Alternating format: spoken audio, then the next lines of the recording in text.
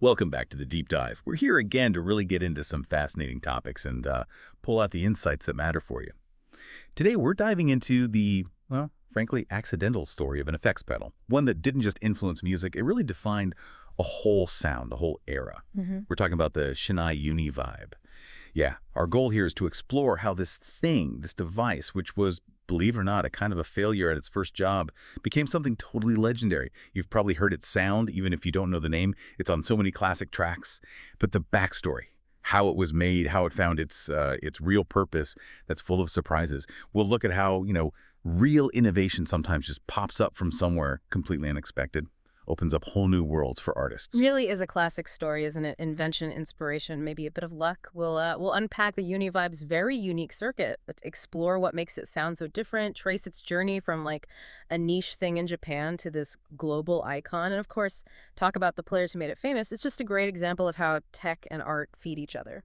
Okay, so let's dig in. The Shin Uni Vibe came out back in 1968. Made by Shin in Japan, you might also see the name Honey or Shin Companion associated with them. Now, here's the first big twist. Get this. It was not designed for guitar players at all. And it wasn't meant to be a chorus or phaser like we think of it now. Nope. Its original job, its whole reason for being, was to be a rotating speaker simulator. Specifically, they were trying to copy the sound of a Leslie cabinet. Right, those big wooden boxes, usually hooked up to organs, with actual spinning speakers inside. Exactly. They have rotating horns for the high frequencies and sometimes a rotating drum for the lows. And that physical movement creates this really complex, swirling Doppler effect sound. Very three-dimensional. A sound that really moves around the room. So the Uni Vibe was supposed to do that, but electronically? Yeah, and what's so fascinating is, well, it never really nailed the Leslie sound. Not truly. A real Leslie, that's mechanics. Air being pushed around. The Uni Vibe was all electronic components trying to mimic that. And they couldn't quite capture that physical space. But, and this is the crucial part, the paradox, it became legendary because it failed at that. Because what it did create was this incredibly dark, throbbing, almost liquidy modulation. Totally unique. It found its own voice, completely separate from what it was trying to be. And that unique sound, that sort of organic pulse, Yeah. it wasn't long before some major guitarists picked up on it. We're talking Jimi Hendrix, Robin Trower. They heard that sound and just ran with it, turned this misunderstood machine into the sound of psychedelic rock. Absolutely. They defined its potential. It's amazing how often that happens, isn't it? Something doesn't quite work as planned, but then artists grab it and discover something completely new and revolutionary.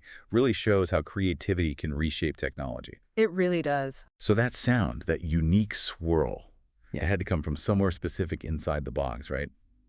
What was the tech? Let's look under the hood. Okay, yeah. So the heart of the Uni Vibe, the key technology, was this opto-isolator setup. It sounds complex, but basically, think of a tiny little light bulb, like an incandescent lamp, inside the pedal. And surrounding this lamp are these little light-sensitive resistors. They're called photocells. Okay. As that internal lamp pulses, gets brighter and dimmer, the photocells react to the changing light, and that reaction is what controls or modulates the audio signal passing through. So it's not purely electronic switching. There's this physical light element involved. Exactly. That interaction between the pulsing light and the sensors gives it this this really organic, almost imperfect feel, less sterile than purely digital or even some other analog effects. And specifically, the Uni Vibe used a unique four-stage phase shift circuit. And it's modulated by that pulsing lamp we just talked about.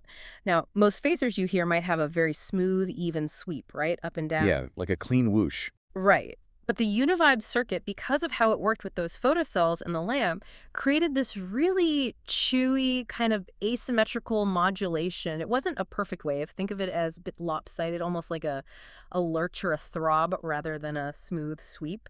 That's where that gooey, viscous quality comes from. Gooey. I like that. That captures it. And the original pedals, they gave you options too, didn't they? 2 modes. Yep. 2 main modes. First was chorus. That's the classic Uni Vibe sound everyone thinks of. That's where you get the deep sort of rolling pulse.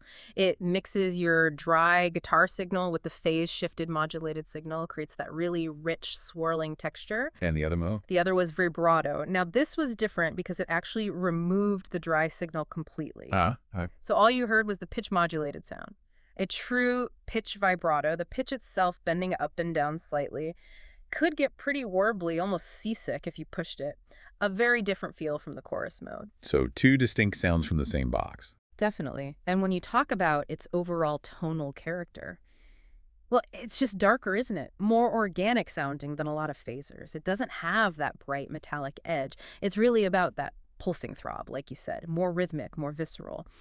And that gives it this hypnotic, almost three-dimensional feel, especially in chorus mode. Makes the guitar sound like it's breathing. Wow. And to control all that, the originals came with that big separate pedal, right? The treadle. Yeah, the external treadle pedal. That was key for performance. It let you control the speed of the modulation with your foot in real time. So you could speed up the swirl for solos, slow it down for verses. Exactly. Imagine Hendrix doing that live. It made the effect incredibly expressive, part of the instrument itself. It's just amazing how those specific choices, the lamp, the photocells, that quirky phase circuit created this signature sound, a sound you can instantly pick out on records. Really links the engineering to the art, doesn't it? Absolutely. Form definitely followed function, even if the original function was different. So we've got the accidental origin, the unique guts. Let's trace its path. How did this thing evolve over time? Started with the original Uni Vibe, 68 through the 70s, made by Shin in Japan. Yeah. And like you said, often branded as Univox Univibe for the U.S. market. Right. And those originals, physically, they were pretty hefty things. Big, heavy metal boxes, built like tanks, really. Yeah. And they always came with that separate foot controller.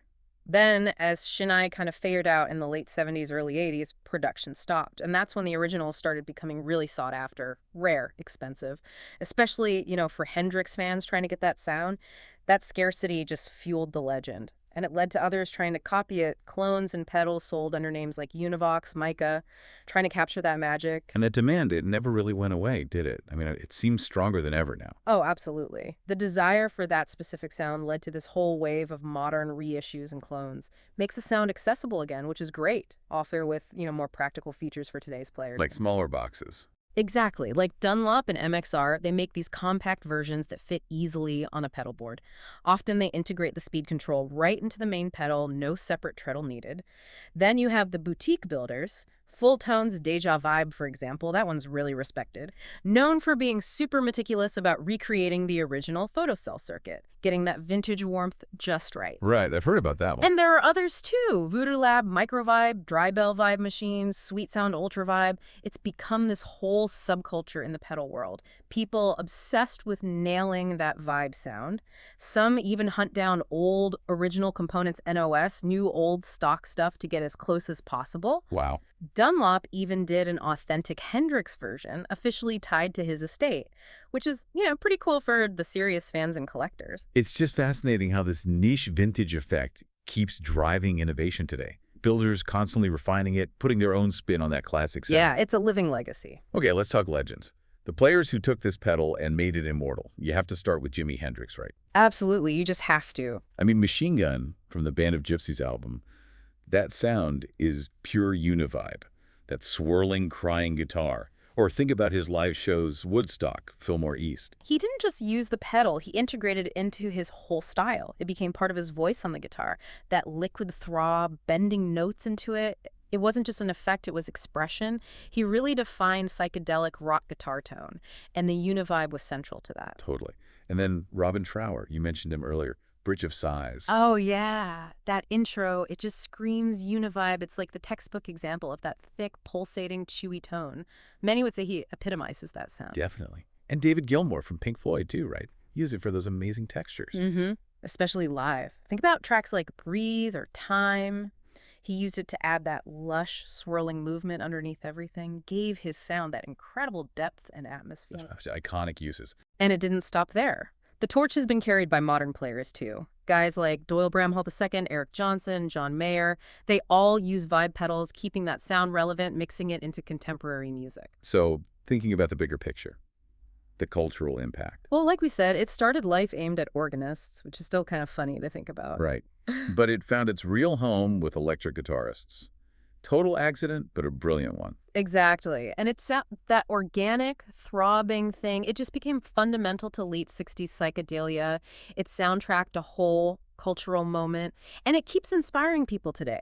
Boutique builders chasing the perfect recreation, players finding new ways to use it. It's really moved beyond being just a Leslie substitute. Yeah. Now it's its own distinct category of effect. the Right. Vibe pedal. It carved out its own niche. That's a great point. It created its own genre of effect. And the market reflects that. Original vintage units, super collectible, super expensive. But thankfully, the modern clones mean working musicians can still get that sound without needing a museum piece. It really shows how one piece of gear in the right hands can just ripple outwards, shape genres, inspire decades of music. Couldn't agree more. So, wrapping this up, the Shin Uni Vibe. Hmm. What a story. A genuine happy accident in the world of guitar pedals. Created to mimic one thing, failed, but accidentally birthed this completely new, iconic sound thanks to the artist who picked it up. Yeah, its legacy is just undeniable. That warm, pulsing, chewy modulation, it defined a sound, defined an era, still one of the most sought-after modulation effects ever made. It's just such a powerful example of how creative minds can take a piece of technology and find something totally unexpected and, frankly, timeless within it. Absolutely. From Hendrix on stage at Woodstock to the pedal boards of guitarists today, experimenting with modern boutique versions, the Uni Vibe swirl continues. It really makes you think, doesn't it? Yeah. What other technological wrong turns or maybe happy accidents have actually ended up opening completely new creative doors? Something for you to ponder. Thanks so much for joining us on this deep dive today.